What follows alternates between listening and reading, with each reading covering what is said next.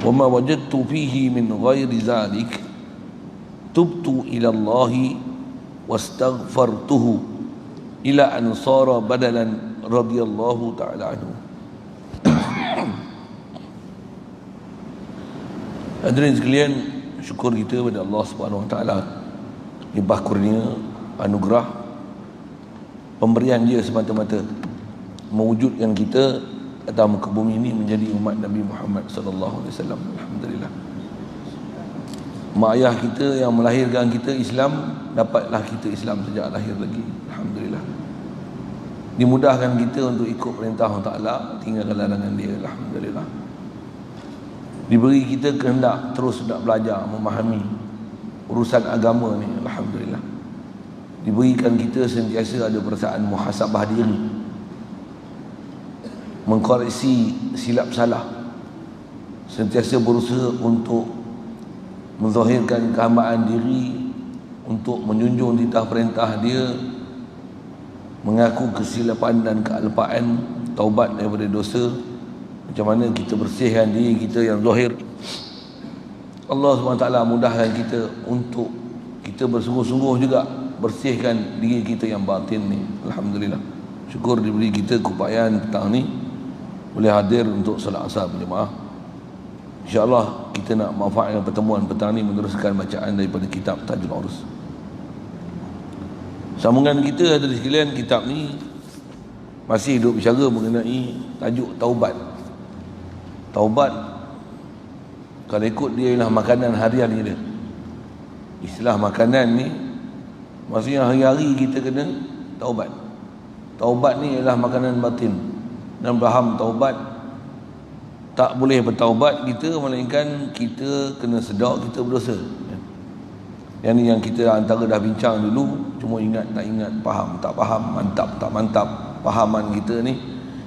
Bila sebut dosa, kita dosa zahir ni, orang main masjid, main surau ni, alhamdulillah banyak perkara dah Allah Ta'ala pelihara kita, alhamdulillah. Tapi ada dosa yang kita bila tak belajar, kita tak faham, yang ni adalah dosa. Maksiat tu ialah maksiat batin. Maksiat batin dosa dia apa? Besar yang masyhur kita dengar. Batin ni maksiat besar dia apa dia? Syirik, kufur. Kita syirik nak sembah tokong tak ada, kufur nak tolak agama Islam tak ada, kita pun cintakan Islam, alhamdulillah. Tapi kufur yang ada kat kita, macam mana untuk guru para ulama duk syarah kat kita, kufur ni dengan mana kita tak sedar, kita tak realize, tak ada perasaan rasa bertuhan tu, tak ada rasa berhajat ke Allah Ta'ala. Bahkan kufur kita ni, kita terlindung langsung daripada rasa memandang ke Allah Ta'ala, sedar ke Allah Ta'ala, boleh syuhud asyhadu ke Allah Ta'ala. Bahkan syirik kita tu, kita duk rasa berhajat kepada wang ringgit, berhajat pada anak isteri, berhajat pada makanan, minuman, berhajat kepada pangkat, berhajat kepada selain pada Allah Ta'ala. Sedangkan hajat kita paling besar, bahkan seluruh kehidupan makhluk ni, bila sebut nama makhluk ni, besar sekali hajat makhluk adalah pada Allah Ta'ala. Pasal ada tak yang boleh mengadakan makhluk ni selain Allah Ta'ala? Ada. Tapi kita tak ada perasaan pun rasa berhajat pada dia, bergantung hati pada dia, mengharap pada dia, merasai apa yang ada kat kita ni, kurniaan dia, anugerah dia, pemberian dia datang daripada dia. Kita ni takkan boleh ada melainkan dia. Dia yang bagi semua apa yang ada kat kita. Kat kita ni bukan milik kita. Kita sebagai pemegang amanah aja untuk melaksanakan tugasan, perintah apa yang diberi. Kalau kita boleh buat taat pun, tu kelebihan dia, limpah kurnia dia kat kita. Kita buat taat pun dengan daya upaya dia beri, kita buat taat pun untuk balik ke dia. Hadirin sekalian, dosa kita paling banyak dosa ni lah, dosa batin lah. Jadi tak dapat tidak kena taubat. Jadi bila kita tak taubat batin ni, tu yang hati kita dia berkarat. Bila berkarat ni, kita akan rasa kita perfect. kita akan rasa comfort zone. Saya pernah ulang sebut perkataan tu rasanya. Apa comfort zone ni? Selesa. Ada rasa tak? Tak ada. Okey pak. Duk mati tunggu masuk syurga ni. Kita akan rasa comfort zone macam tu. Artinya nak jadi hamba hakiki adalah orang yang dia tak pernah berpuas hati dengan tahap ketaatan dan menjunjung perintah Allah Ta'ala yang telah dia laksanakan. Dia tak pernah puas hati. Bahasa itu kan. Kalau dah rasa puas hati, dah rasa okey, tu OKU lah tu. Masuk OKU ni apa?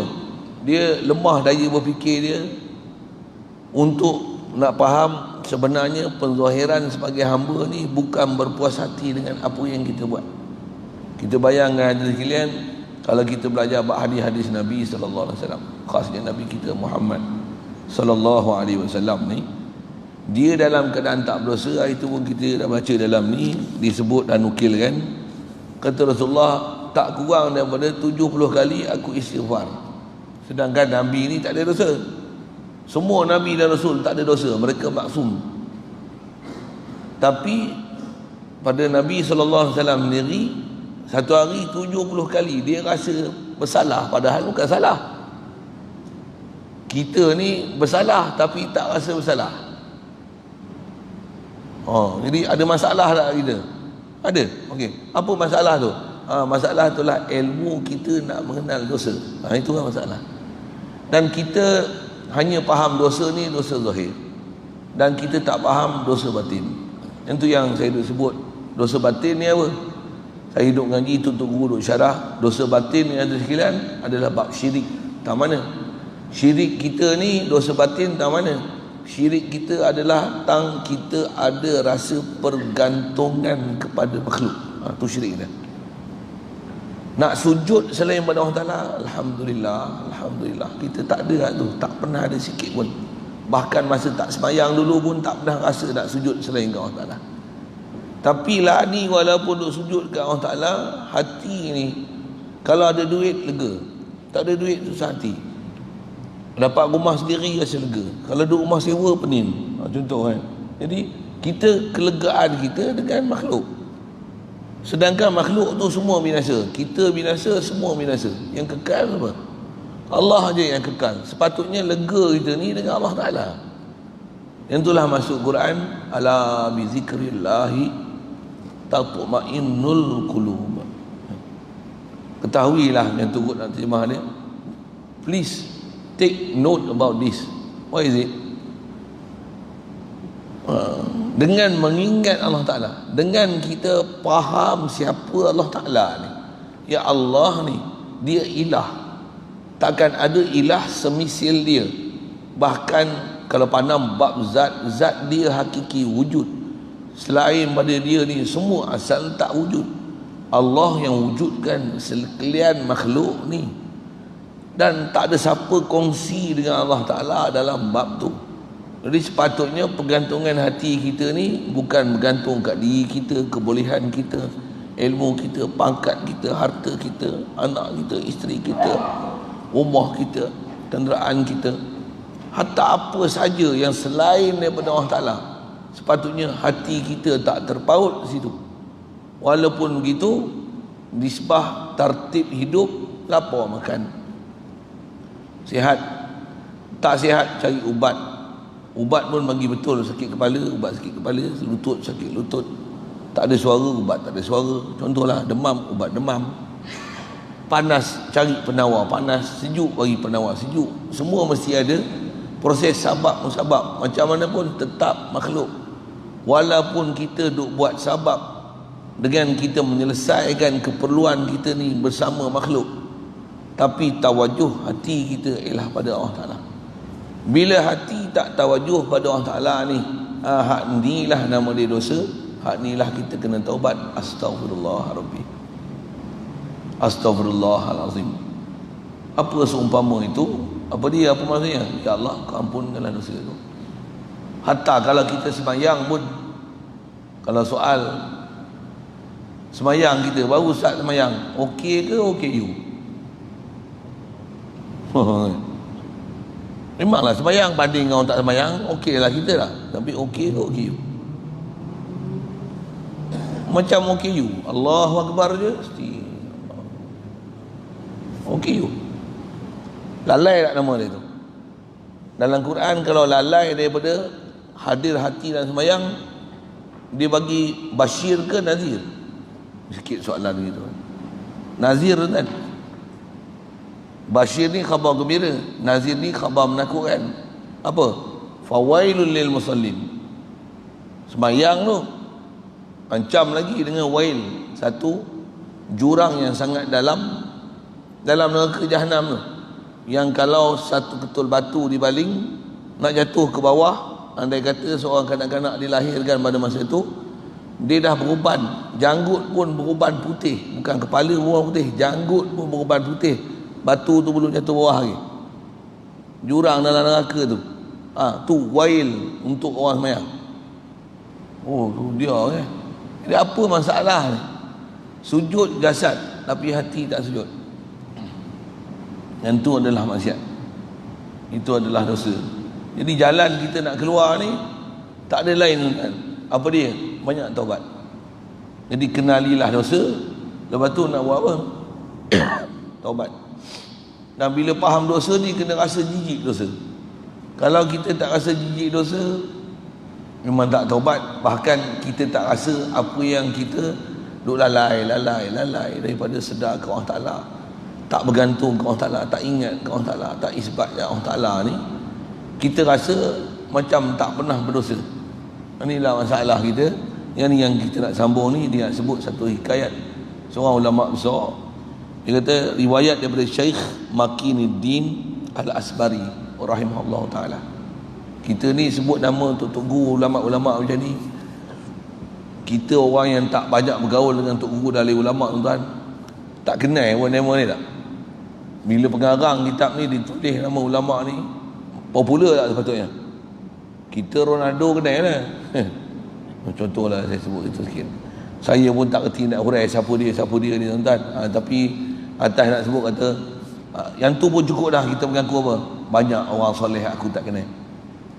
Tapi kalau orang mengepet kenal. Saya nak sebut pun saya banyak tak apa dah orang mengepet punya nama. Orang mengepet pun lingkungan kenal tak? Kenal. Ngaku komen kenal tak? Kenal.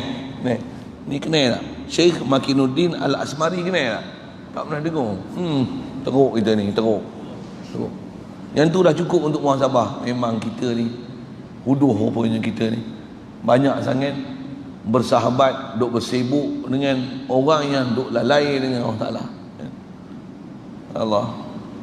Baik, riwayat daripada dia kata kana minas sabatil al-afdal. Kata pengarang kitab ni adalah Syekh Makinuddin Al-Asmari ni, dia sebahagian daripada 7 wali-wali abdal. Qala, dia pernah kata, ni cara hidup dia kan, kita tengok apa keadaan dia hidup seharian yang jadi wali abdal ni. Kata dia, kuntu fi ibtida'i amri ukhayyitu wa ataqawwatu min dhalik. Kata dia, adalah aku dulu, kata dia, mula-mula aku ni berdikari ni, apa urusan aku bekerja sebagai tukang jahit, ukhayyitu, dan aku menyara diri dari demikian tu. Maksudnya dia menyara hidup dia dengan ambil upah menjahit. Okey. Lepas tu wa kuntu a'adu kalami bin nahar. Jadi nak sebut apa? Kerja menjahit masalah ke? Tak, kerja bagus. Nak kerja ni bukan syarat jadi ustaz. Tidak. Jadi ustaz pun kalau ikut nak kata kerja, memang ada bahas dalam kitab atas nama profession kerja harus mengambil gaji jadi guru. Harus. Macam mana atabah ulama harus ambil gaji jadi imam. Harus ambil gaji tu, ambil upah kan? Harus ambil upah jadi bilal. Harus upah orang suruh baca Quran, suara kita sedap, disuruh kita baca, dia bayar duit. Harus menyanyi pun orang bagi duit boleh, betul tak? sikit dengan kaedah-kaedah fiqh ulama bahas lama dah. Tu nisbah harus tu boleh, walaupun ramai di kalangan kita pun kalau jadi imam pun kadang-kadang bukan fikir bayaran, tak masuk duit pun biarlah. Aku ni jadi imam dulu pun bukan pasal dapat duit, tapi dah demo suruh isi borang, dah dilantik rasmi sebagai imam, lepas tu dia nak bagi duit, ambil je lah, kan itu kan.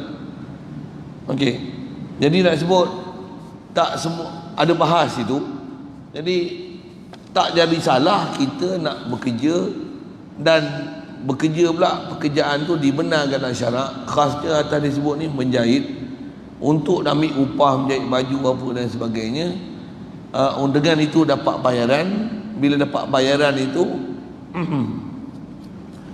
di situlah istilahnya kita tunaikan tanggungjawab nafkah anak, isteri, siapa orang susah yang kita nak tolong bantu dan sebagainya. Nisbah buat kerja tu bagus, tak ada masalah. Dan kita pun memang duk buat pun macam-macam aktiviti untuk menyara hidup. Masalah dia tak mana ni, kalau kita lihat parti sebut ni tak mana. Tang kita tak buat ni adalah bila kita jahit cantik lawa, perasan tak aku pandai jahit? Contoh kalau menjahit, perasan tak? Masa jahit tu ada zikir tak? Sikit fikiran tu kan. Kita jangan kata masa jahit tu ada fikir, masa sembahyang pun tak ada fikir ke Allah Ta'ala. Masa sembahyang pun duk zikir, Allahu Akbar, Allahu Akbar. Mulut zikir, hati tak zikir. Okey ke KO? Okey, cukup. Itu kita sebut sembahyang tu, baca Quran, duk ngapal Quran, ngulang Quran, hari-hari baca Quran. Tapi ngulang mulut rupanya, hati tak ngulang Quran. Contohlah kan, macam mana? Yang tu yang baca Quran, yang tak baca Quran langsung ni lagi tak apa benda dah. Quran tak baca, zikir pun tak ada, sembahyang pun tak ada, merapu je. Yang tu yang dia nak sebut tu. Jadi kaedah yang tu yang ulama-ulama tutup guru kita ajar kita ni, apa saja aktiviti kita buat, apatah lagi khas dalam bab taat, bahkan kalau tak atas nama taat yang khas sekalipun, para ulama kita, khasnya para awliya kita ni, diajar kepada kita macam mana supaya sentiasa dalam keadaan ibadat. Khasnya tadi sebut menjahit ni, menjahit kerja mulia. Kalau kita ambil upah pun bukan maksud kita nak dapat duit, maksud kita fardu kifayah. Orang hajat, keperluan yang dia tak pandai menjahit, dia minta kita dengan bagi satu bayaran, kita pun buat muamalah betul, bagi sebut harga berapa upah yang tertentu khas, tak ada langsung menzalimi dia, ambil bayaran upah tersebut. Apa saya nak sebut tu ialah, dan kita ambil tu dengan kita punya niat, orang susah minta pertolongan, aku nak tolong dia. Itu satu perasaan. Dan kita jahit tu, kemahiran yang ada kat kita bukan kita punya, Allah yang beri. Yang tu yang kita nak pandang tu. Jadi aku boleh berjahit ni siapa? La haula wala quwwata illa billah. Jahit je, duk rasa aku pandai ni, subhanallah wa bihamdi, subhanallahil azim, subhanallah wa bihamdihi, subhanallahil azim wa bihamdihi, astaghfirullah. Cuma kita tak biasa amal lah tu. Tak biasa amal apa? Buat kerja harian, itu saya sebut kerja harian, hatta berjalan, memandu, apa saja kita buat, memasak, menyapu rumah, lipat baju, bertukang, apa sajalah kita buat, kita tak ajar untuk mengingat Allah Ta'ala. Ini masalah kita. Jadi bila kita tak diajar mengingat Allah Ta'ala, apa yang berlaku kat kita? Lupa ke Allah Ta'ala, lupa ke Allah Ta'ala, lupa ke Allah Ta'ala. Jadi bila lupa ke Allah Ta'ala, apa jadi? Lupa ke Allah Ta'ala, memang lupa lah. Saya ngaji kat India, tutup guru selalu pesan macam ni. Dia kata apa? Tak, dia pesan simple aja dia sebut. Dia kata apa? Sekuat mana kita berusaha nak zikir ke Allah Ta'ala, ingat ke Allah Ta'ala, fikir ke Allah Ta'ala di luar solat, untuk fikir dan zikir ke Allah Ta'ala, sedar ke Allah Ta'ala. Kita realize Allah yang kurniakan aku daya upaya, kepandaian, kecerdikan, penglihatan, pendengaran, kemahiran, pandai masak, pandai ngemah rumah, buat kerja semua beres, selesai. Kita pun puji Alhamdulillah, Alhamdulillah. Allah yang layak puji semua. Aku ni tak ada apa, tak ada daya upaya aku, min ghairi haulin minni wala quwwah. Aku buat ni tak ada daya upaya aku, melainkan Allah Ta'ala yang beri semua.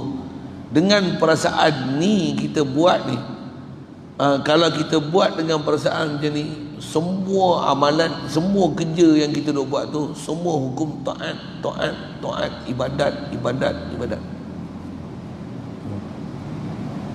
Asal saya nak sebut ayat tadi, sejauh mana, sekuat mana kita usaha untuk ingat Allah Ta'ala di luar solat, sekadar tu Allah Ta'ala akan bagi kita ingat ke Allah Ta'ala di dalam solat.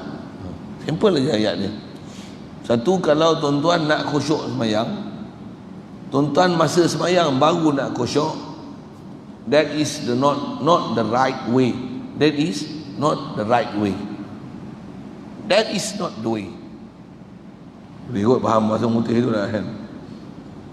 Jadi apa jalan untuk boleh khusyuk dalam semayang? Luar semayang kena ingat Allah Ta'ala, baru dalam semayang boleh ingat Allah Ta'ala. Jadi kena ada training, latihan. Di luar solat ingat Allah Ta'ala, barulah masa solat boleh ingat Allah Ta'ala. Kalau luar solat tak pernah usaha ingat Allah Ta'ala, dalam solat confirm tak boleh ingat Allah Ta'ala. Dia ibarat, saya ngaji juga, guru sebut misal macam kita kena rekrut. Kalau kita pernah jadi tentera, polis ke, pernah masuk pasukan kadet ke apa kan, kita dapat latihan kawat, betul tak? Barulah dalam majlis kawat, pertunjukan kawat, pertandingan kawat, baru kita boleh tunjuk satu persembahan yang hebat. Bila latihan kita hebat, boleh. Siapa tak pernah ada latihan kawat, agak-agak pertandingan kawat macam nak apa gawat tuan-tuan. Ni pusing kiri, kerana aku bertabur orang ni kaki tangan, kita tengok bersepah berterabur. Tuan-tuan, macam itulah semayang kita berterabur bila kita tak pernah ada latihan mengingat Allah Ta'ala di luar solat. Nak sebut macam tu lah. Jadi apa jalan kita untuk kita nak boleh hati hadir ke Allah Ta'ala dalam solat? Kena hati hadir ke Allah Ta'ala di luar solat. Jadi misbah nak hati hadir tu ada ilmu yang kena belajar. InsyaAllah kitab kita dia ke depan nanti dia akan sebut pasal fokus kita atas kita baca ni. Dia nak fokus kat kita, bagi ada perasaan taubat dulu, bagi rasa bersalah dulu, bagi rasa kurang dulu, bagi rasa kita ni OKU lagi dari sudut persembahan batin kita ke Allah Ta'ala. Mungkin persembahan zahir kita hebat, bolehlah bahasa gitu tak, pasal apa? Boleh jubah, boleh korban, boleh main masjid, main awai, main sunat, qobliyah, ba'diyah, boleh pegang tasbih, boleh zikir, boleh baca Quran. Persembahan zahir orang tengok, orang tabik ya. Tapi persembahan batin gagal. Jadi kena sedar tang gagal dulu, tang gagal dulu. Bila gagal baru rasa bersalah, baru nak taubat, baru boleh bangun untuk membina diri. Kalau kita duk rasa aku okey, saya nak kata macam ni kat tuan-tuan, balik. Tak payah ngaji. Macam apa? Dah okey nak mengaji, buat apa lagi? Baik tuan-tuan ngajar saya. Tuan-tuan okey, saya KO. Boleh faham kan? Bukan nak marah ni, tapi tu prinsip. Okey. Jadi cerita dia sebagai wali ni macam ni. Begitu lama kata dia, mula-mula urusan dia besar berdikari tu dengan ambil upah menjahit. Wa kuntu a'addu kalami bin nahar. Kata dia, aku menghitung, sentiasa aku menghitung cakap-cakap aku pada waktu siang hari. Guna bahasa dia pakai sini, cakap siang hari. Ulama saya ngaji tutup guru syarah, cakap apa ni? Cakap kita ada dua, cakap zahir, cakap batin. Cakap zahir mulut, cakap batin apa? Hati kita ni ada tak hubungan dengan Allah Ta'ala, zikir ke Allah Ta'ala, iktiraf ke Allah Ta'ala, puji Allah Ta'ala, rasa hebat ke Allah Ta'ala, tanzih ke Allah Ta'ala daripada sifat kekurangan. Tanzih tu ucapan ni subhanallah wa bihamdi, subhanallah ilal azim. Terasa hebat je aku, subhanallah. Makhluk tak hebat, yang hebat Allah Ta'ala. Terasa dia hebat matahari, subhanallah. Yang ni ada ilmu kena belajar kat tuan-tuan, untuk nak zikir apa dan nak fikir ke siapa kan. Pasal ilmu dia senang je pun, la ilaha illallah. Jadi dia sentiasa menghitung siang hari dia, apa cakap dia. Jadi cakap zahir mulut dan cakap hati, dua-dua dia muhasabah. Lepas tu, fa iza ja'al masa'u hasabtu nafsi fa ajidu kalami qalilan. Kata dia, maka tiba waktu malam.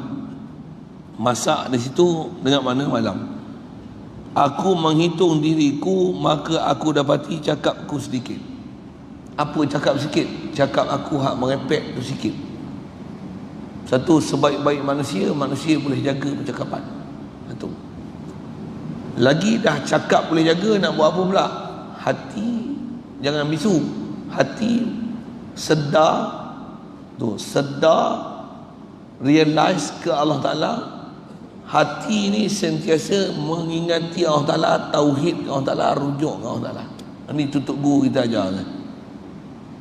Cuma kita bila tak biasa belajar khusus tu, tak biasa duduk menghadap tok guru, dapat latihan tok guru, kita tak dapatlah macam ayat saya sebut ni kan.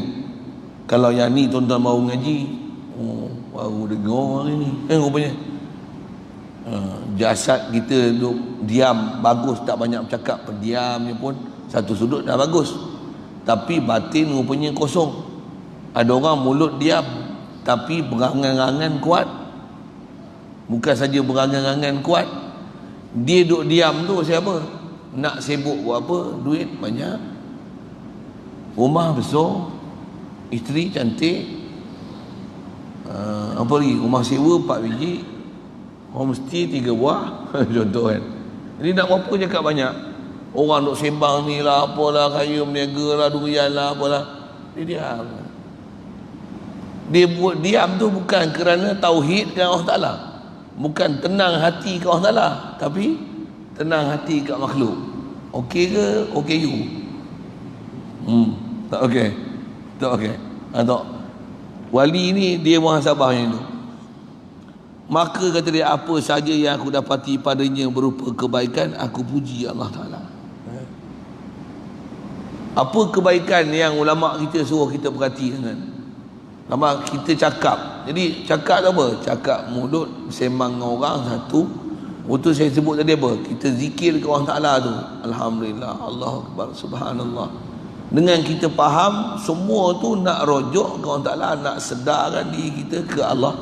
Ya Allah ni ilah aku, dia Tuhanku, dia menjadikan aku, dia ni tempat pergantunganku, tempat meminta aku, tempat rasa lega aku kepada dia, bukan lega aku dengan makhluk. Bila kita boleh semua balik rujuk ke Allah Ta'ala, muhasabah diri, buat apa? Alhamdulillah, Alhamdulillah, Alhamdulillah. Bukan Alhamdulillah syok aku taat, bukan. Alhamdulillah Allah bagi nikmat dan kurniaan ni ke aku, Alhamdulillah. Yang ni lah masuk Quran. Allah Ta'ala kata apa? Qul bifadlillahi wa rahmatihi, qul bifadlillahi wa birahmatihi fabizalika falyafrahu. Allah Ta'ala perintahkan kepada Muhammad, kata Allah Ta'ala kat Rasulullah, qul Muhammad, ya Rasulullah, kau bagi tahu macam ni keadaan orang beriman ni, macam ni, bifadlillah wa birahmatihi, dengan limpah kurnia Allah Ta'ala, dengan rahmat Allah. Jadi rasakan rahmat made in Allah Ta'ala, limpah kurnia datang pada Allah Ta'ala. Fabidzalika falyafrahu. Dengan limpah kurnia Allah beri, dengan rahmat Allah beri ke aku ni, yang tu yang kita seronok, bukan seronok aku buat taat tu. Boleh faham saya sebut apa tak? Kalau seronok aku buat taat, dia akan jadi ujub. Itu masalah tu. Itu bukan ibadat tu, itu maksiat. Dengan aku ni boleh zikir banyak ni, aku boleh tasbih banyak ni, aku boleh baca Quran banyak ni. Macam mana? Hebat tak aku? Orang lain tak boleh. Aku bangun awal tadi. Orang lain tak tahajud, aku tahajud. Orang lain tak bangun, aku bangun. Bila duk rasa aku tu tak pandang, kata Allah bagi aku bangun awal pagi ni, alhamdulillah. Tu aku pandang limpah kurnia dan rahmat dia, bukan pandang aku taat kat dia. Ni ulama kita ajar tu, panduan Quran lah tu. Jadi kata dia, apa yang dia boleh buat kebaikan tu, dia puji Allah Ta'ala. Dan dia puji tu dengan dia memandang Allah yang bagi limpah kurnia tu kat dia. Tak sedikit pun dia nisbahkan pada diri dia untuk rasa dia hebat boleh buat taat. Okey. Tentu jaga. Satu, kita boleh main masjid, main surau, main mengaji ni, nak buat apa kan? Alhamdulillah Allah bagi aku main masjid. Alhamdulillah Allah bagi aku nampak masjid. Alhamdulillah Allah bagi aku dengar azan. Ada orang tak dengar azan, pekak kan? Ada orang buta tak nampak masjid, jalan masjid pun ni tak nampak. Kita bukan nak tuduh orang, tapi nak kata ada orang dia tak dapat kurniaan tu, kita dapat kurnia. Jaga. Dia akan jadi masalah bila kita berbangga dengan kurnia tu. Aku pergi masjid, ni semua tak boleh pergi masjid, tak boleh pakai. Yang tu yang kita kira nak patuk orang kan tu. Bila kita boleh pergi masjid, alhamdulillah Allah boleh bagi aku masjid. Yang tak main masjid ni, kesian dia orang tak boleh nampak masjid. Jumpa dia, tegur. Lama tak nampak, yuk, tak nampak jalan ke masjid ke? Marilah masjid sama. Marilah, alhamdulillah boleh mari sama-sama. Semua limpah kurnia Allah Ta'ala juga. Jom kita ke masjid, jomlah. Contoh buat misal, tengok mereka ni hadirkan rasa kasih sayang. Macam mana kita dapat limpah kurnia Allah Ta'ala, bagi mereka pun dapat limpah kurnia Allah Ta'ala. Share with others. Doa, dakwah itu, dan rasa belah ihsan. Macam mana kita dapat kurniaan Allah Ta'ala, mereka pun dapat kurniaan Allah Ta'ala. Cuma tuan-tuan nak dapat perasaan ni, yang ni pun satu mujahadah. Tuan-tuan, saya sebut ni pasal saya pun tak dapat lagi tu.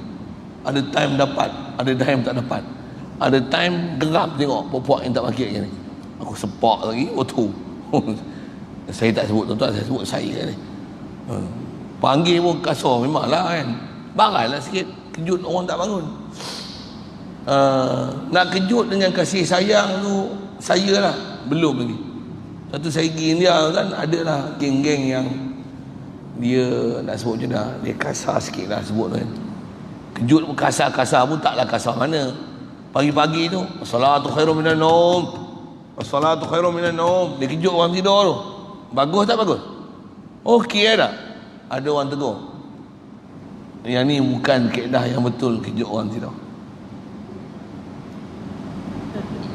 Tuan, bayang nak kita kalau ikut macam mana? Okey tak? Okey kan? Bukan senang nak kejut orang tidur, kena kau kejut. Boleh lah kita tunjuk barang kita. Tak. Bengkit macam tu, pelukkan, pegang kasih sayang. Akhir saudara, bangun dekat nak subuh ni. Bangun sikit.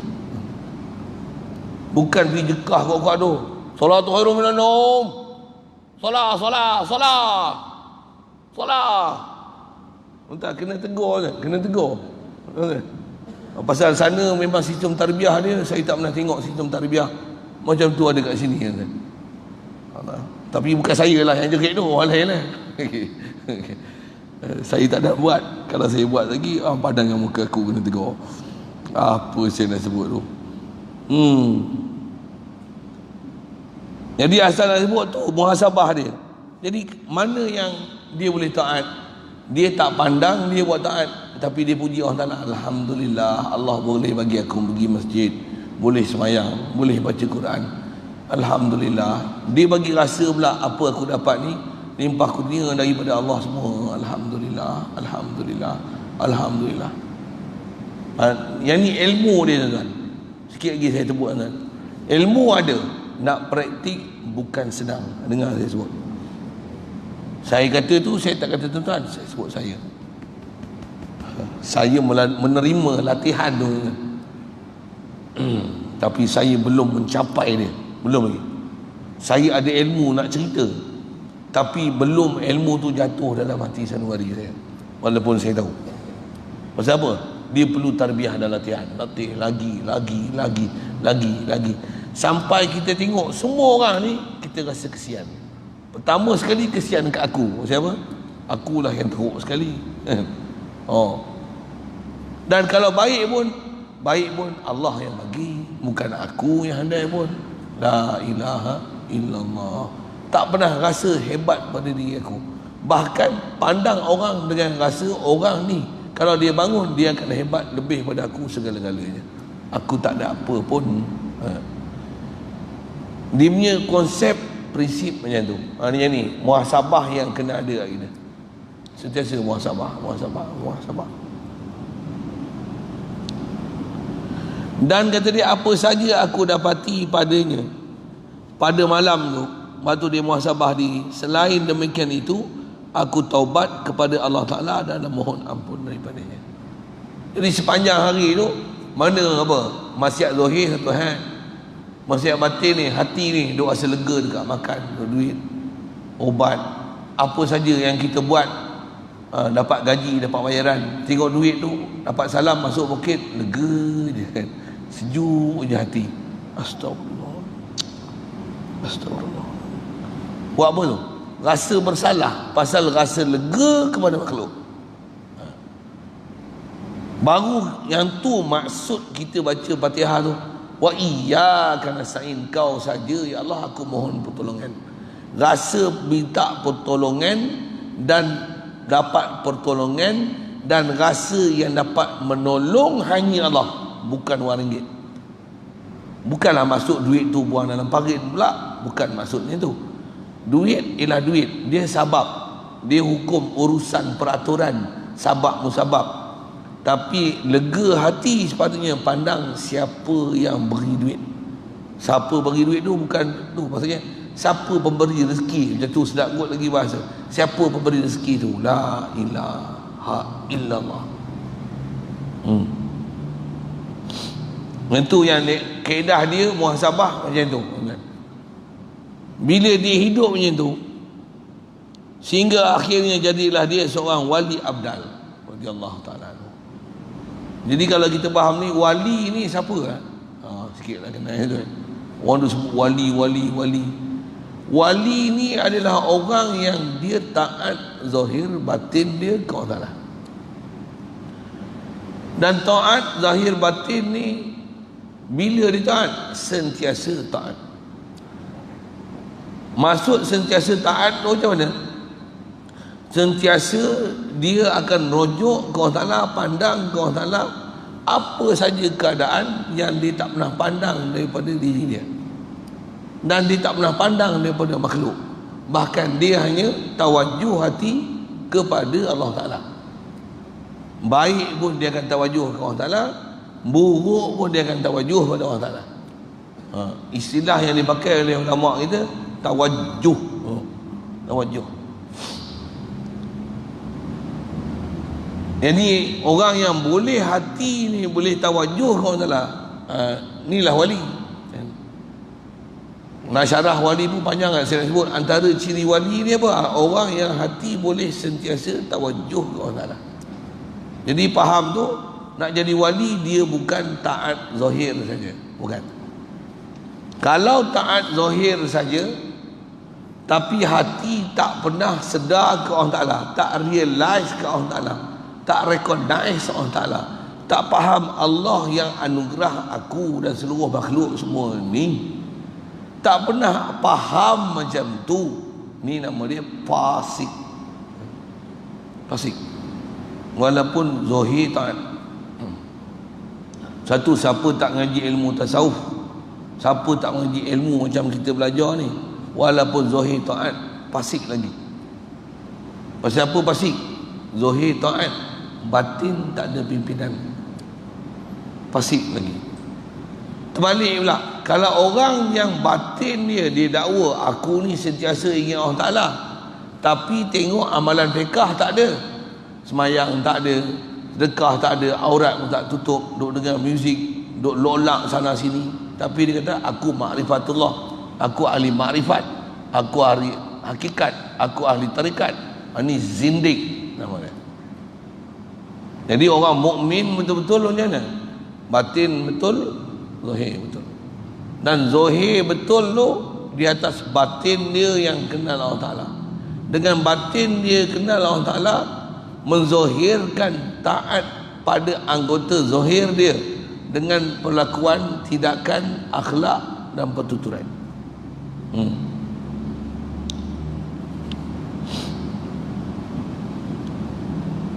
Jadi kita duk belajar ni pasal apa ni? Belajar ni pasal nak betulkan perjalanan ni. Khasnya atas kita nak betul apa dia? Atas kita baca kitab ni perjalanan hati ya. Perjalanan zahir nak betul tuan kena ngaji fiqh. Fiqh pun atas kita masyhur di Malaysia ni mazhab Syafi'i. Tuan kena ngaji fiqh mengikut aturan mazhab Syafi'i. Bukan tak boleh belajar Hanafi, Hambali, Maliki. Tapi siapa nak ajar? Guru nak ajar pun terhad. Yang mengajar mazhab Syafi'i pun terhad. Tambah nak faham, nak pergi belajar mazhab lain. Okey. Jadi yang kalau ada pahaman-pahaman tak ada mazhab ni macam mana?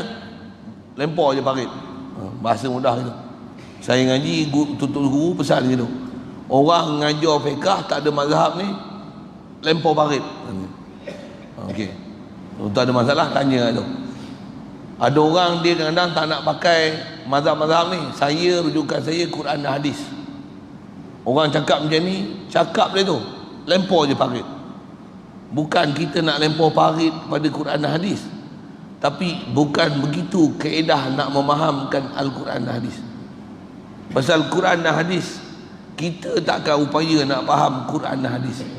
Ulama yang faham. Ulama mana kita nak ikut? Ikutlah kalau zahir ulama fiqh. Kalau tasawuf ikut ulama tasawuf. Tauhid ikutlah ulama tauhid.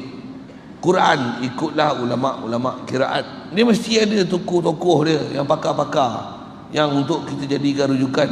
Jadi kalau dia kata rujukan saya Al-Quran dan hadis, orang tu cakap dia dengan dia sekali campak parit. Tak boleh pakai. Pasal dia melanggar disiplin mengambil ilmu. Sikit isu tu. Yang tu pun kena jaga juga. Pasal zaman sekarang ni zaman orang yang banyak tuan-tuan di luar sana kita dengar dia duk canang Quran hadis sampai dia mengenepikan ulama-ulama yang pakar dalam bidang ilmu masing-masing. Bab tauhid baik, bab fiqh baik, bab tasawuf baik. Okey. Saya tak sebut panjang itu, saya nak sebut hormat dan panduan aja. Yang nak kata kita ni nak betulkan perjalanan batin. Kalau zahir mesti mengaji fiqh, ni tasawuf, pergi ngaji ilmu tasawuf, mesti ada guru yang membimbing, dan dia bimbing tu tengok dia bawa tu jalan ke mana. Pasal tasawuf ni ilmu istilahnya macam mana nak praktikkan taat zahir yang kita dah buat tu, alhamdulillah, supaya dia bukan taat zahir saja, tapi bersama dengan zahir yang taat tu, batin ni hidup ke Allah Ta'ala. Itu ilmu tasawuf. Pasal kenapa kena belajar ilmu tasawuf ni? Pasal kita ada musuh yang menggagalkan perjalanan batin kita untuk kita rujuk ke Allah Ta'ala. Siapa dia? Nafsu.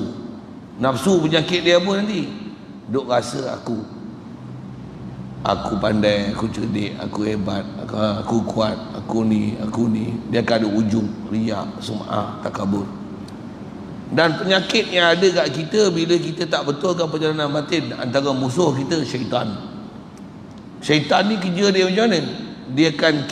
Dia akan palingkan hati kita rasa bergantung ke Allah Ta'ala, tapi rasa bergantung kepada duit, harta, anak, isteri, kebun, pangkat, glamour, populariti. Dia akan tukar hati kita kepada cinta dunia, pangkat, kebesaran, pandang kepada selain pada Allah Ta'ala. Jadi dua-dua ni musuh besar. Jadi nak betulkan nafsu silap, nak betulkan batin mesti lawan dua musuh ni. Nafsu satu, dua syaitan. Paling besar sekali. Jadi apa jalan nak lawan syaitan? Zikir. Dan apa juga jalan nak lawan nafsu juga zikir. Tu zikir ni 2 in 1. Pasal kita malas dia. Macam mana nak pergi rajin? Zikir. Jadi zikir tu bagi rajin tu apa dia? Itu istilahnya mujahadah. Nafsu dia kena mujahadah. Nafsu tak boleh dibunuh, tapi dia kena diasuh dan dididik. Asuh baca Quran, asuh zikir, asuh fikir, asuh tinggalkan WhatsApp, asuh tinggalkan Facebook, asuh kena asuh. Dan untuk asuh ni tak ada orang boleh repair tu, kita yang boleh repair. Saya ngaji ada guru ajar macam ni. Jadi apa jalan nak asuh nafsu? Senang je dia kata. Nak ikut aku, dia kata. Apa dia? Ikut Allahumma paksa. Melengung kita dengar Allahumma paksa. Apa maksudnya? Paksa, mujahadah. Kalau tuan-tuan misalnya nak zikir baca Quran, duk sembang-sembang lepas sak, tak ada aktiviti apa, dia orang duk sembang kok ni. Tuan-tuan kena perangai macam ni. Tengok jam, masa aku dah cukup. Minta maaf, saya kena beransuk dulu. Sorry, belah. Balik pergi duduk rumah ke apa ke masjid ke, kau nak baca Quran, nak zikir, hang kena buat perangai macam tu lah. Kalau hang duk layan dengan dia, jom pergi kedai kopi ke, dah roti canai tu tak?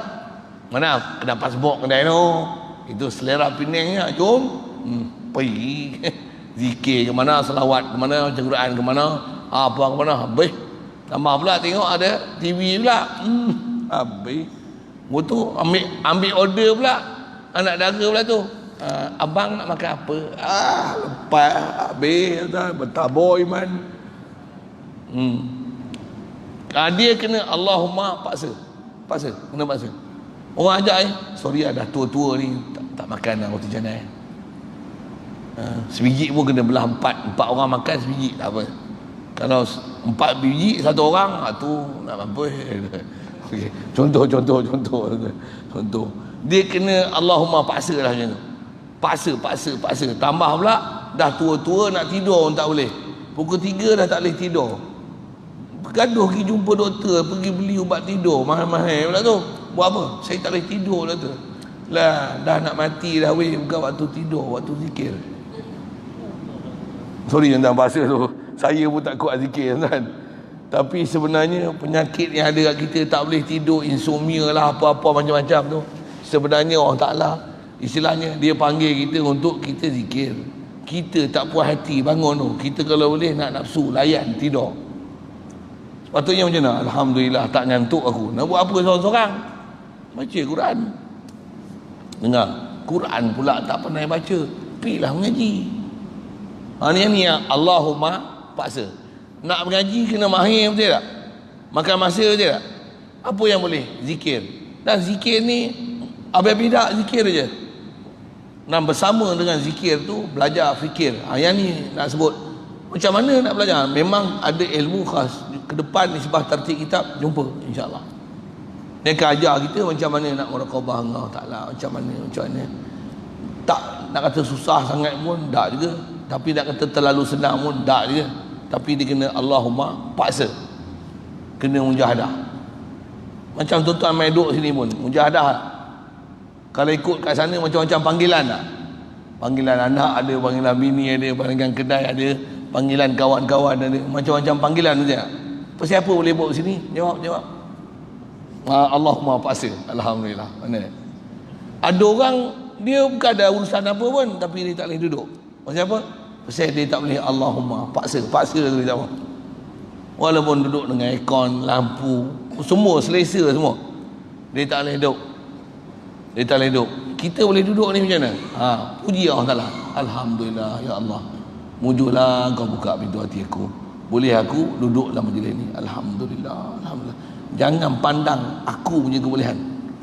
Paksa tu syarat, kerja yang kena buat, mujahadah. Tapi bila boleh buat, jangan pandang kelebihan aku. Pandang Allah yang bagi limpah kurnia kat aku. Tu pun satu keadaan. Baik. Jadi tunjuk ajar dia dengan kisah kehidupan wali macam ni, kita kalau buat macam ni boleh istiqamah macam ni. Kalau mati dalam keadaan muhasabah sentiasa macam ni, duk semak apa yang kita buat, perkataan zahir, perkataan batin, hati kita ni, ada tak sentiasa rujuk pada Allah Ta'ala, insya-Allah kita takkan mati, melainkan mati dalam iman, mati dalam muhasabah, mati keadaan takwa, mati keadaan zikir, mati keadaan istilah sebut dalam hadis imanan wahtisaban, nama dia. Mati dalam keadaan iman ke Allah Ta'ala, rasa limpah kurnia Allah Ta'ala, dan ihtisaban, apa dia? Sentiasa mujahadah dengan nafsu, hilangkan diri daripada kelalaian, bangun untuk taat ke Allah Ta'ala. Yang ni dipanggil imanan wahtisaban. Kita biasa dengar hadis ni selalu cerita dalam bulan Ramadan. Rasulullah kata apa? Man soma ramadana imanan wahtisaban ghufira lahu ma taqaddama min dhanbi. Siapa yang puasa bulan Ramadan iman dan ihtisab, maksudnya hati dia sentiasa hidup ke Allah Ta'ala, dia muhasabah diri pula supaya hati pun puasa. Macam mana mulut puasa daripada makan minum, kemaluan puasa daripada gunakan isteri, lain-lain tangan, anggota, kaki, mata, telinga pun puasa. Puasa juga hati ni daripada lalai pada Allah Ta'ala. Siapa yang imanan wahtisaban macam ni, ghufira lahu ma taqaddama min dhanbi, diampunkan bagi dia dosa-dosa telah lalu. Sebab dapat maghfirah daripada Allah Ta'ala. Apa dia? Muhasabah. Satu amalan-amalan kita ni, antara yang kita kena buat atas kata nak betulkan perjalanan hati, apa dia? Kena banyak muhasabah. Apa muhasabah ni? Itu Arabic sikit lah. Bahasa Inggeris panggil apa? Kena koreksi diri kan? Kena buat correction. Apa lagi bahasa nak sebut? Ada boleh tumpang bahasa Inggeris ke? Ha? Tak ada lah. Sebut tak lulus bahasa Inggeris dulu ya. Dulu Happy lupa tak pakai lama ya.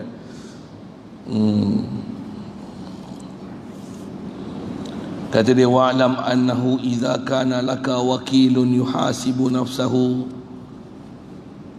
wa yuhaqqiquha fa anta la tuhasabu li muhasabatihi nafsahu wa in kana wakilan ghaira muhaqqiqin li nafsihi fa anta tuhasibuhu wa tuhaqqiquhu wa tubalighu fi muhasabatihi. Yang ni dia nak buat bandingan keadaan kita duk muhasabah, duk koreksi diri, kita buat always make correction di atas kesilapan, kealpaan, kelalaian, pegangan kita bersandar pada selain pada Allah Ta'ala tu. Okey, dia kata macam ni.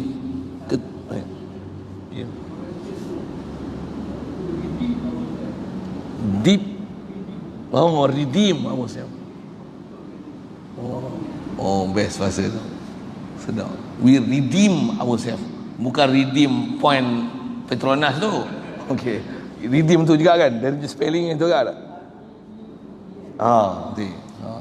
R-E-D-E-M. We redeem ourselves. Carilah bahasa, pasal bahasa ni main peranan sebenarnya. Bahasa ni kalau betul kita dengar pun sedap juga kan. Betul.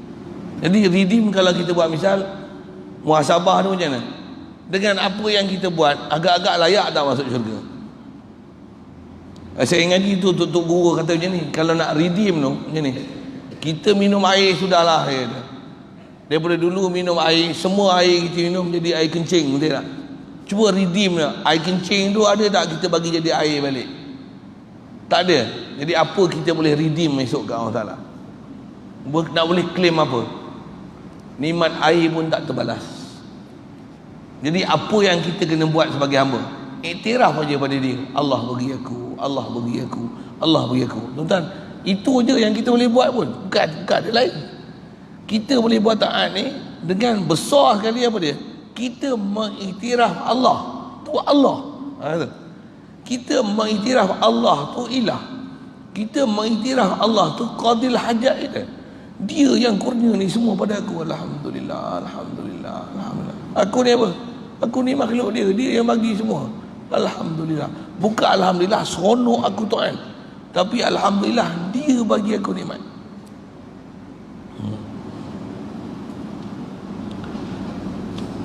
Terjemah yang kita baca tadi tu, dia kata macam ni. Yang ni dia nak buat misal, kalau kita ada pekerja, ada kuli, amah ke apa, orang yang kita bagi tugasan, kalau dia ada sifat ni, kita dia suruh kita fikir kat situ. Okey, tengok, baca je lah dulu. Ketahuilah kamu, kata dia, bahawa bila mana ada bagi kamu seorang wakil yang menghitung-hitung dirinya. Istilah wakil ni satu orang, kita lantik dia buat satu urusan, katalah urus korban, contoh. Dia ni sentiasa menghitung-hitung dirinya dan menelitinya. Berapa orang masuk, berapa orang ni, berapa orang bagi duit, tak bagi duit. Dia semak betul-betul orang, tanya bila-bila masa. Dia boleh sebut satu persatu. Berapa korban dah? 25. Berapa orang dah bayar? Semua dah bayar, alhamdulillah. Korban berapa? Korban ni 25. Dia boleh sebut angka tu tepat, dia sebut bila-bila masa, subuh ke maghrib ke. Dia sentiasa menghitung-hitung dan meneliti apa tugasan yang kita telah wakilkan kepada dia untuk dia buat. Bila kita dapat seorang pekerja, wakil yang macam ni, kata dia, maka kamu tidak perlu menghitungnya kerana dia telah menghitung-hitung dirinya. Orang macam ni kita boleh biarkan dia, tak payah sibuk dengan dia. Siapa? Aku tahu dia siapa. Siapa? Dia memang akan buat kerja dia. Bila-bila tanya dia boleh jawab. Dia tak pernah lalai daripada tugasan yang dia beri pada dia. Betul tak kalau kita ada pekerja macam tu? Betul tak? Kalau kita bagi satu urusan kat orang ni, apa orang korban? Korban Allah, lupa pula. Bukan itu suruh orang lain lah. Tak suruh kat hang. Ya lah, tak perasan nak dah. Astagfirullah. Untuk esok tanya lagi, berapa dah korban? Tak tahu, baru nak buat borang. Astagfirullah. Namanya untuk berapa orang bayar? Berapa orang tak bayar? Berapa ekor lembu dah? Lembu mana hang cari? Siapa dia? Dah order belum? Dah tempah belum? Ada lembu ke? Berapa korban? Berapa akikah? Kalau dia tak buat urusan tu, macam kita macam mana? Hang ni tu tanya dia, betul tak? Tu tanya dia sampai dia bagi selesai kerja, betul. Orang yang kalau dia sentiasa muhasabah, kita tak ambil peduli pun. Macam apa? Dia akan hitung ni dia. Boleh faham kan? Betul kan? Itu kan? Tengok. Dia nak buat bandingan, macam itulah kita dengan Allah Ta'ala. Walillahil masalul a'la. Apa maksudnya? Kalau kita ni sentiasa Allahumma paksa, muhasabah, cek zahir batin kita, macam mana? Macam mana? Allah dia takkan hisap kita di akhirat esok. Siapa? Dia tahu dah kita dah memang hisap. Dan memang kita tak akan bermasalah pasal kita dah hisap diri kita sebelum kena hisap. Yang kena hisap ni bila kita tak pernah hisap diri kita, yang ni kena hisap. Yang tu dia buat misal tu. Dia kata, dan jika wakil itu tidak meneliti dirinya, maka kamu menghitunginya dan menelitinya dan mendalami pada menghitungnya. Saya mengaji Tok Guru buat misal macam ni. Katalah kita ada 2 orang anak. Anak ni kita bagi duit kat dia, kita kata macam ni, bagi duit dia RM20, contoh.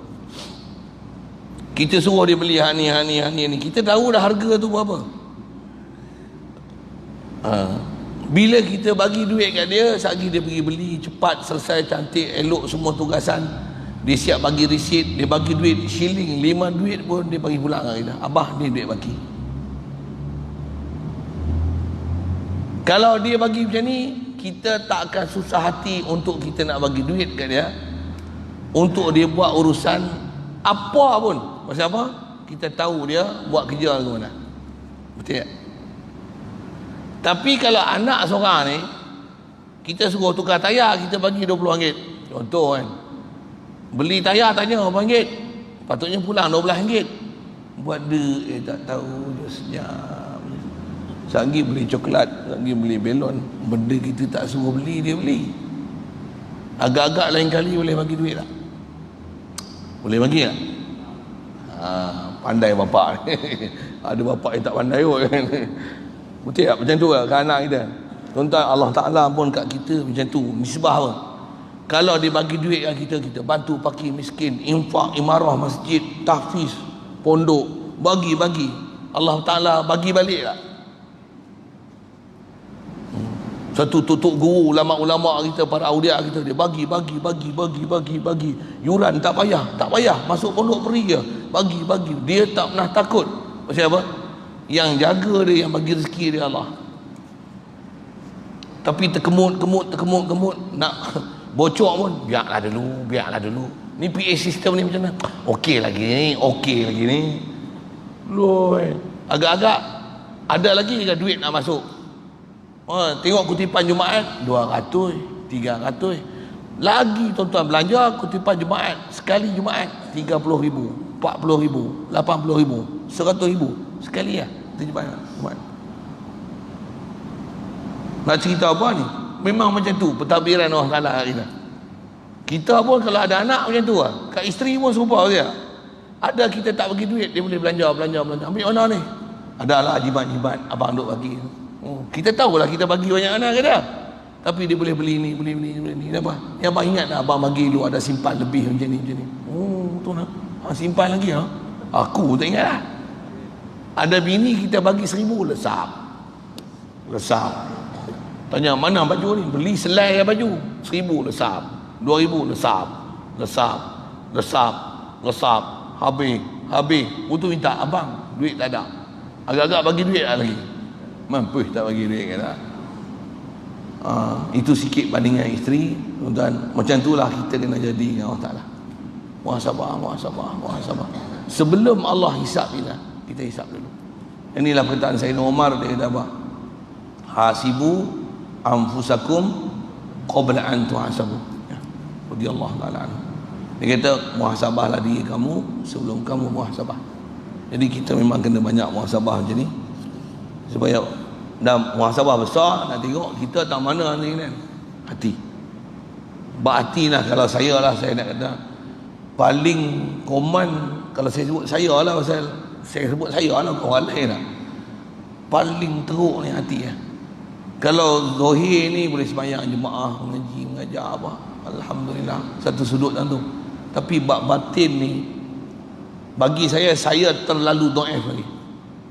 Terlalu dhaif. Satu, saya dapat jumpa guru, alhamdulillah, Allah Ta'ala bertemu dengan guru yang dia ajar kita macam mana nak muhasabah diri, tahu muhasabah batin ni, faham tak kita supaya keluar daripada lalai ni.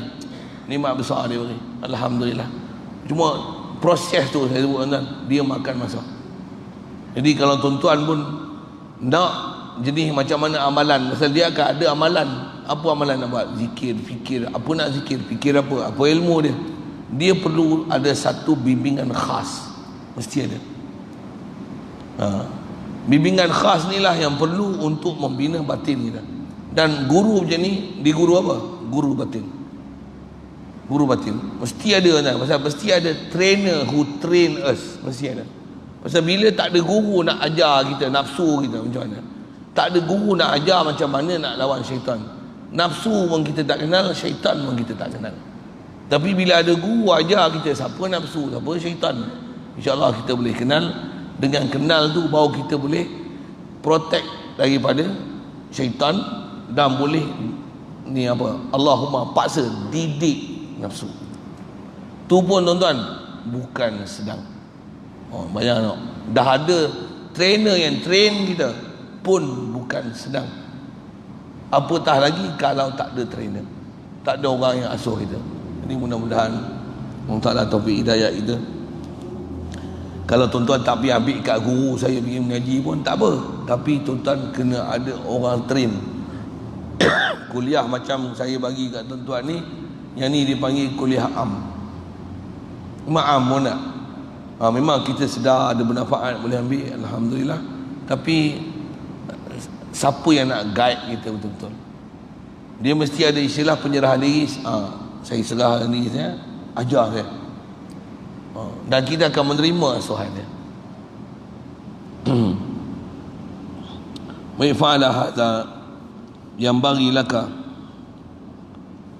an yakuna amaluka kulluhu lillahi ta'ala wa la tara annaka taf'alu fi'lan wallahu ta'ala la yuhasibuka wa la yuhaqiquka. Habis ayat tu sikit aja. Kata dia, maka di atas inilah apa dia, sentiasa kena muhasabah diri, cek zahir batin dia. Adalah amal perbuatan kamu semua. Inilah amal yang kita kena buat. Kerana Allah Ta'ala, buat tu kerana Allah Ta'ala, dari Allah Ta'ala, dengan Allah Ta'ala, untuk Allah Ta'ala. Dan tidak kamu lihat bahawa kamu boleh melakukan satu amal perbuatan.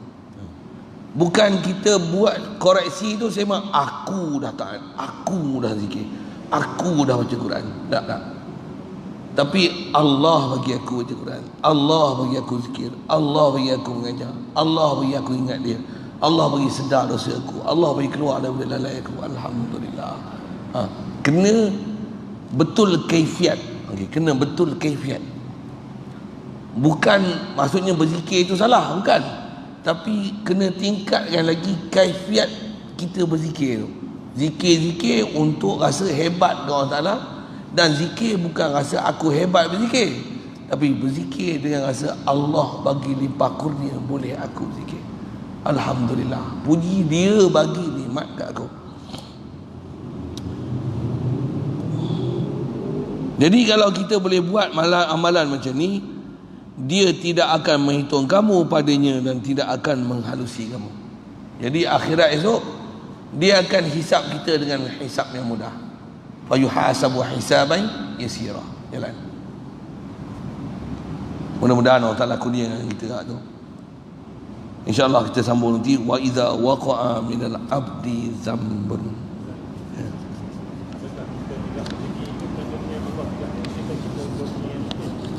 Adakah dengan kita tak berzikir tu?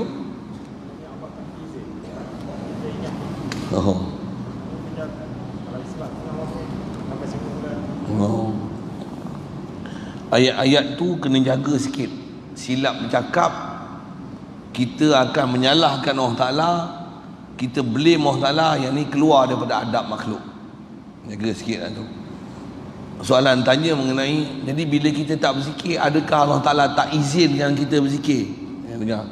Dalam bab perbuatan ni macam ni, Allah Ta'ala dialah sahibul quwwah, dia yang pemilik daya upaya. Kat kita tak ada daya upaya yang kita punya own self punya, tak ada. Kita tak ada belongs, kita tak ada memiliki langsung apa-apa quwwah. Quran sebut wa annal quwwata lillahi jami'a. Allah Ta'ala bagi kat kita daya upaya. Daya upaya dia beri ibarat macam kereta start engine. Allah bagi kita daya upaya tu. Kat kita pilihan. Pilihan itulah kena Allahumma paksa. Bila start engine, kita bawa betul. Kita lah kena bawa bagi betul. Kau masuk sini, kau masuk jalan orang. Masuk kiri, kau masuk parit. Boleh? Salah siapa? Salah kita lah. Jadi bila tak zikir, salah siapa? Bukan Allah tak izin. Allah dah bagi kederat, Allah dah bagi akal, Allah dah bagi nyawa, Allah Ta'ala bagi ilmu, dia bagi faham. Engkau duk layan nafsu kau. Oh macam tu kot kan? Salah siapa? We must blame ourselves. Itu yang astagfirullah, apa nak jadi aku ni? Apa nak jadi aku ni? Mesti boleh kritik diri. Astagfirullah, aku ni lalai dah, tua nak mampus, tapi tak nak zikir. Apa nak jadi? Duk lalai. Mesti boleh koreksi diri. Jangan kita tak zikir, Allah tak izin lagi aku zikir, buat macam mana? Sedap je. Dia yang tak muhasabah, dia tak paksa diri dia untuk taat, dia salahkan Allah. Allah tak bagi izin aku zikir lagi. Belum sampai seru. Ayat tu keluar tu. Belum sampai seru. Lagi apa? Belum diberi hidayat kat kita. Yang ni ayat-ayat salah dalam peraturan bercakap. Pasal kat kita, Allah dia bekalkan bekalan secukupnya untuk kita membuat ikhtiar, khiar, pilih. Dia bagi secukupnya. Betul? Tu yang saya ngaji, guru buat misal macam kereta start enjin. Bukan enjin biasa kan, Mercedes. Bila bahasa kita dah ya. Maksudnya kita faham, bukan Proton, bukan Pro 2. Buat lagi apa? Volkswagen nya. Tak bagus lagi. Allah Ta'ala bagi enjin Ferrari sebenarnya kat kita kan. Apa maksud? Boleh pecut gila punya tuan-tuan untuk pergi ke Allah Ta'ala. Boleh dengar saya sebut. Tapi kita tak bawa betul-betul. Kita tak start enjin pun. Bahkan tak bawa pun. Start zikir pun tak. Quran pun tak baca. Datang masjid, fikir pun tak. Mengaji pun tak. Mengaji tidur pun. Lepas tu kata apa? Tak sampai seru lagi, Allah tak izinkan lagi aku berzikir. Tak betul cakap macam tu. Tak diajar kita bercakap dengan blame Allah Ta'ala macam tu. Bahkan itu istilahnya buruk adab. Dia perangai macam iblis. Dia yang aba wastakbara, tapi dia salahkan Allah Ta'ala. Dia apa? Qala rabbi bima aghwaytani, ya Allah, dengan sebab engkau menyesatkan aku, panjangkan umurku. Oh, dia salahkan Allah Ta'ala. Jadilah macam mana Nabi Adam. Apa dia? Dia tak berdosa, tapi dia kata apa? Rabbana zalamna anfusana. Okey. Macam tu kot. Rasa saya jawab soalan. Ada?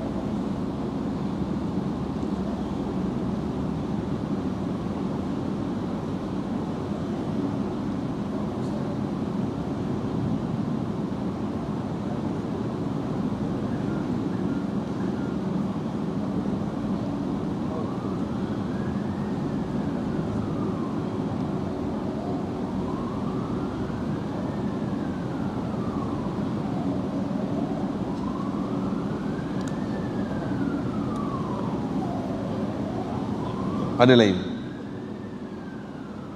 Itu kena kata apa? Teknikal je masalah. Sorry, bukan Allah tak izin bagi soal. Okey. Okey. Benda tu duduk depan kita tengok. Teknikal. Jadi nak blame siapa? Urusan lah. Mana bateri, mana mikrofon, tak standby. Okey. Ada bunyi tu. Okey. InsyaAllah.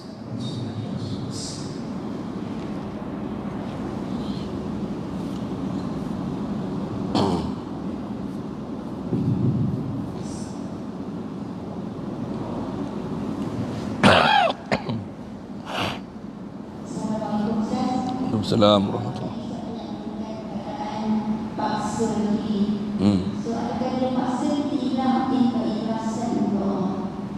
Paksa tu macam mana? Keikhlasan. Ya. Bagus soalan tu. Kaedah nak dapat ikhlas, paksa dulu. Jadi isteri pun nak ikhlas, paksa dulu, betul tak? Terpaksa tak dulu basuh kain? Betul tak? Ikhlas, jawab kat saya. Ke ikhlas dulu bawa basuh kain? Tak ada. Basuh sampai bila tak ada kain, mana kain nak basuh? Tak ada bang. Abang dah basuh dah. Mai ikhlas, sentiasa nak khidmat. Datang asal dia daripada paksa. Paksa tu jalan untuk datang ikhlas. Kalau tunggu ikhlas baru nak ibadat, tuan-tuan jawab, bila? Kalau gitu tak boleh paksa lah. Anak-anak pun tak boleh paksa pergi sekolah, anak-anak pun tak boleh paksa pergi bangun pagi awal-awal, semua tak boleh paksa. Tunggu semua dapat hidayat ikhlas kena Allah Ta'ala. Macam tu kan? No. Memang proses tarbiyah dia bermula dengan paksa. Dulu pakai tudung ke ikhlas ke paksa? Jawab. Okay. Pakai seluar panjang dulu ikhlas ke paksa? Main masjid ni ikhlas ke paksa? Mula-mula paksa dulu lah. Kita nak mengaji pun, nak dengar kuliah ni pun paksa dulu tau. Paksa. Nak buh kepiah atas kepala pun paksa dulu tak dulu. Dulu kepiah hitam dulu je tak. Lepas tu baru boleh pakai kepiah, tu baru pakai serban, baru pakai jubah. Paksa dulu tak. Tu pun belum tentu ikhlas lagi. Nak tunggu ikhlas baru buat, bukan jalan dia. Memang kaedah jalan yang disebut oleh ulama kita paksa. Jadi istilah paksa tu istilah lah. Pasal istilahnya apa? Tu bahasa lembut dia tarbiyah. Tarbiyah. Bila dah diasuh macam mana? Bila asuh tu nanti dengan sebab tarbiyah dan asuhan, bahasa lain tu kasarnya, dengan sebab paksa tu, asuh Allah bisa tegal biasa. Masa saya jawab soalan. Jadi mudah-mudahan Allah Ta'ala bagi ikhlas tu kat kita. Cuma ikhlas ni dia latihan satu dan kena ada ilmu nak faham ikhlas tu apa. Tu yang kita duk belajar tu semua tu ikhlas tu apa dia? Tak pandang aku tapi pandang Allah yang beri kurniaan tu pada aku. Tu ikhlas. Jadi kalau paksa pun jangan kata aku dah paksa diri aku dah boleh baca Quran 1 juzuk ni, ya aku bagus. No. Paksa macam mana? Alhamdulillah Allah bagi aku boleh baca Quran 1 juzuk ni. Yang tu kaedah untuk pandang dia nak ikhlas. Wallahu a'lam. Bismillahirrahmanirrahim.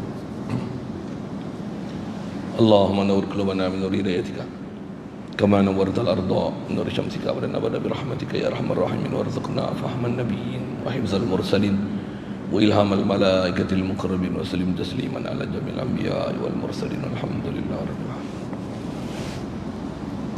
Assalamualaikum warahmatullahi wabarakatuh.